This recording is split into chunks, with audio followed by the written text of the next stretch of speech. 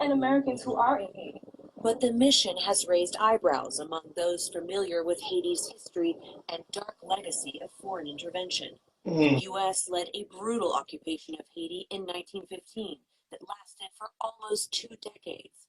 And in 2010, UN peacekeepers brought cholera to the country, which killed almost 10,000 people and remains an epidemic to this day. Sheriff Lewis McCormick is the only Haitian American member of Congress, and her district has one of the highest Haitian American populations in the country. For her, this is personal. We have to stop the torture. We have to stop kids from being recruited every single day. This is why I got elected. The reason why the Haitian people came together and said we need to have a Haitian American in Congress is for this time and this moment. For me to speak against people who are saying, no, don't intervene, let Haitians die. A major lifeline has been the humanitarian parole program, which allows vetted Haitians to legally live and work in the U.S. for 2 years. It's come under attack by Republicans who last month blocked a bipartisan border security bill. Block the bill. There are no visas coming out of Haiti. The only way out of Haiti right now is the parole program. If you remove the parole program, that is a death sentence for every Haitian living in Haiti. 8 million people we would condemn to a death sentence because you cannot leave. The only way you would get out is on the boats when you come to my borders in Miami. And I've gone to the detention centers. I looked them in their eyes. I've seen their pain. Or I've seen them at the border. So how do we tell them no? I'm sorry. I see that, family. While violence rages and humanitarian disaster looms, a pipeline to Haiti is vital for so many in need.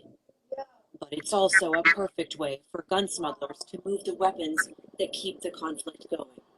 So this is where all those items that we just saw are going to end up, on a cargo hold on its way to Haiti. You can see Look at all this stuff they hoarding. That's right. Any one of them could be filled with guns.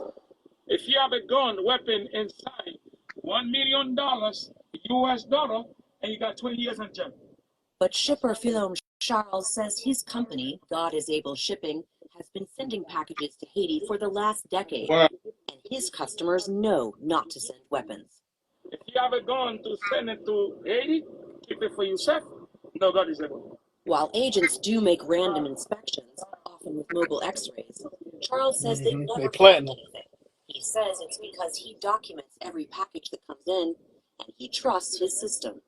So it looks very informal to us, to our eye, but what you're telling me is that you have information on each and every package. You know who is sending what. Yeah, you're the customer. You bring the boxes to send it to Haiti for your family. Hey, Dom, appreciate you First, stopping by. I'm going to ask you, your driver license. Second, your passport with a U.S. visa, how you come in the United States.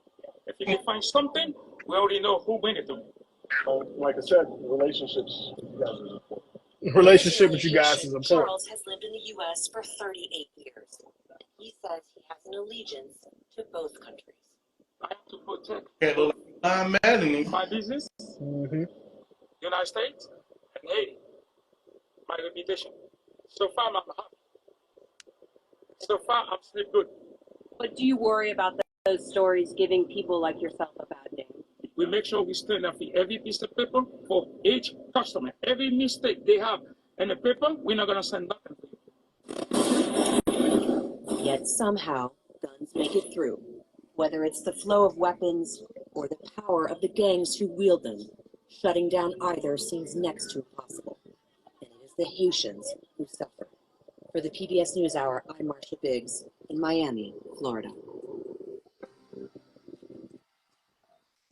All right. Sorry about that. Apologize about the technical difficulties, but you see inside that video exactly what they're doing. And now they want to say, oh, well, the guns are just happening to just smuggle in there. But who do you think are doing it? If y'all listen closely, like I said, you heard the agent say, oh, relationship with you guys are important. They want to keep the relationship going on so long as they benefit from it. Right. They want to keep on passing them guns through. Exactly. Because they know if they keep causing military coups and keep calling instability and chaos inside of these gangs, they're going to benefit from that. And the poor sister that's trying to get the relief for her people over there in Haiti, she's getting so much backlog by Republicans because they want to block them from getting out the country. But guess how much they're giving the Ukrainians? Let's go to it real quick. Let me see. I had it But at somewhere. the same time, we comfortable of giving immigrants a prepaid card, like doing a multi-million-dollar plan to give immigrants That's right. money, and you got people over here trying to make it get no benefit. That's right. All right, let me see. Where's the article real quick? Let me find it. This is it. But it just goes to show you the hypocrisy of our government because you're spending all this money on what you call war and all this other stuff, and you're going through a whole debt crisis and government shutdown, but you can't give the people of Haiti and other countries what they need in their relief, but you got to spend all this money for Ukraine and stuff, and they're the ones who caused their own war. Let's put the facts all the way on the table. Right. All right, let me see. Here we go. All right, it says, so this is by Council on Foreign Relations.org. It says, how much aid has the U.S. sent Ukraine? Here are 6 charts. It says, every year the United States sends billions of dollars in aid and much more than any other country to beneficiaries around the world in pursuit of its security, economic, and humanitarian interests. Since Russia's invasion in February 2022, Ukraine has become far and away the top recipient of U.S. foreign aid. This marks the first time that a European country has held the top spot since the Harry S. Truman administration directed vast sums to rebuilding the continent through the Marshall Plan after World War II. The Joe Biden administration and U.S. Congress have directed about $75 billion in assistance to Ukraine, which includes humanitarian, financial, and military support, according to the Kiel Institute for World Economy, a German research institute. This figure does not include all the war-related U.S. spending, such as aid to allies. The historic sums are helping a broad set of Ukrainian people and institutions, including refugees, law enforcement, and independent radio broadcasters, though most of the aid has been military-related. Dozens of other countries, including the most members of the North Atlantic Treaty Organization, or NATO, and the European Union, EU, are also providing large aid packages to Ukraine. However, the flow of U.S. aid to Ukraine looked uncertain in early 2024 as new funding legislation remains stalled in Congress. Meanwhile, EU leaders have agreed to provide Ukraine another 50 billion euros in multi-year financial support after overcoming opposition from Hungarian Prime Minister Viktor Orban. Much of the aid has gone toward providing weapons systems, training, and intelligence that Ukrainian commanders need to defend against Russia, which has one of the world's most powerful militaries. Many Western analysts say the military aid provided by the United States and other allies has played a pivotal role in Ukraine's defense and counteroffensive against Russia. U.S. and allied leaders consider Russia's invasion a brutal and illegal war of aggression on NATO's frontier that, if successful, would subjugate millions of Ukrainians, encourage Russian President Vladimir Putin revanchist aims, and invite similar aggression from other rival powers, especially China. NATO's allies are particularly wary of being pulled directly into the hostilities, which could dramatically raise the risk of nuclear war. All right, and it goes on from there. But I want y'all to look real quick, and we're going to get back into Haiti, because I just want y'all to understand how much they are funding Ukrainian, and Haiti can't even get half of this.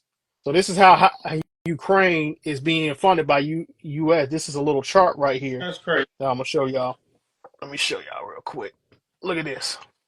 So this right here is a little chart right here, and see you have a little soldier right here where it says infantry and arms. And right here has a little rocket where it says air defense, and then goes on from there. I'm not going to read everything, but I'm just going to highlight the main points. So it says, for example, in infantry arms and equipment, it says this giving them 10,000 Javelin anti-armor systems, 90,000 other anti-armor systems and munitions, 2,000 Stinger anti-aircraft systems, 9,000 TOW missiles, 35,000 grenade launchers and small arms with ammunition, 100,000 sets of body armor and helmets, night vision devices, surveillance systems, thermal imagery systems, optics, and laser rangefinders, C4 and other explosives, M18A1 Claymore mines, anti-tank mines, mine clearing equipment, obstacle emplacement equipment, and then medical supplies as well and other supplies. For air defense, they get 1 Patriot air defense battery and munitions, 12 NASAM systems, Avenge air defense systems, Hawk air defense systems and munitions, laser guided rocket system, laser guided, AIM 7 missiles, RIM 7 missiles, AIM 9mm missiles, anti aircraft guns and ammunition, Vampire anti drone systems and munitions, anti-drone laser-guided rocket systems. Then they're getting air-to-ground missiles, manned helicopters, artillery, explosive and combat drones, surveillance drones, coastal defense, tanks and armored carriers, ground support vehicles, and satellite services. Look at all this that they get. God, And Haiti can't even get none of this. that's a lot, bro. That is a lot. This is where your tax dollars are going, brothers and sisters, and this is